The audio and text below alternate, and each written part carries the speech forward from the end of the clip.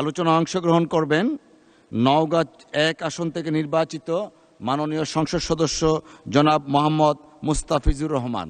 জনাব মোহাম্মদ মুস্তাফিজুর রহমান নেই না?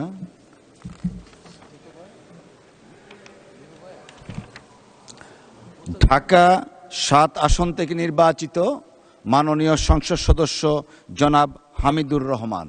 আপনার সময় 6 মিনিট। ধন্যবাদ। বিসমিল্লাহির রহমানির রহিম।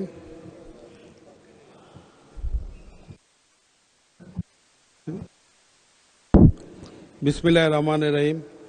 প্রথমে আমি শুকরিয়া আদায় করছি। মাননীয় সদস্য একটু থামবেন দয়া করে।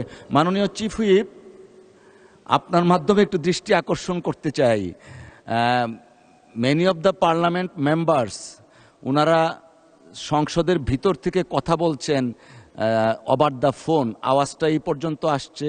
নিশ্চয়ই যারা বক্তব্য রাখছেন বা শুনছেন অন্যদের ক্ষেত্রে এটা একটু ডিস্টার্ব হচ্ছে। দয়া করে একটু যদি দেখতেন আপনি প্লিজ।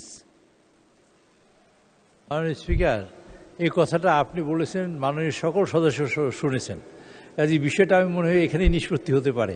আমি আর কি দৃষ্টি আকর্ষণ করবো? আমি আপনার দৃষ্টি আকর্ষণ করবো। আপনি নিশ্চয়ই বলে ফেলেছেন যে মাননীয় সদস্যবৃন্দ সকলকে অনুরোধ করছি মাননীয় স্পিকারের মাধ্যমে আমাদের হাউজের মধ্যে যাতে কেউ ফোনের কথা না বলি।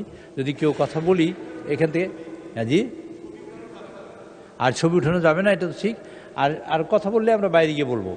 আর এটা হলো মাননীয় স্পিকার মহোদয় বলেছেন এবং এটা তার কান পর্যন্ত পৌঁছেছে। কাজে আমরা এই বিষয়ে সচেষ্ট থাকবো।